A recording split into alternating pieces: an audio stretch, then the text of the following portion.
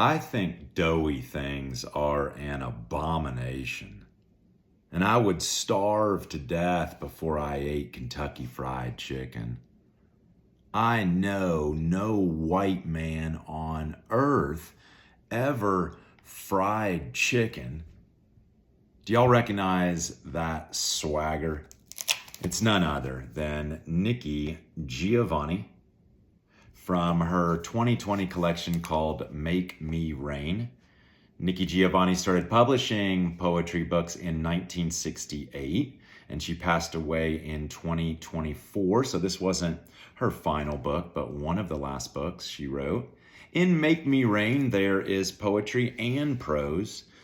The poems mostly have pretty short lines, on average 5 syllables, and I thought those short, slim-lined poems contrasted nicely with the longer prose pieces. In the prose pieces, she's talking about some childhood memories. Also, she's talking about things like the transatlantic slave trade.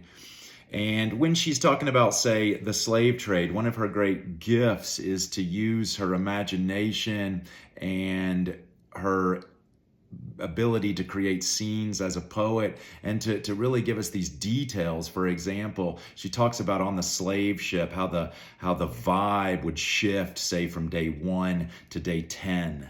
And she would talk about how when the slaves arrived to the auction block, the first word in English in which they would have truly understood would have been sold. This book is populated with people. Some of my greatest heroes are in here, such as your Miles Davises, John Coltrane, Thelonious Monk, Bill Evans. Besides jazz musicians, she's given a shout out to some of the heavy hitters in American history, such as Rosa Parks, Barack Obama. She's also eviscerating those that deserve to be eviscerated. For example, we need poetry because it brings the light of love. Everybody wants to confuse love with sex. Ask Bill Cosby about that. And then I'll end here. See if you can guess what Supreme Court justice she's talking about in this line.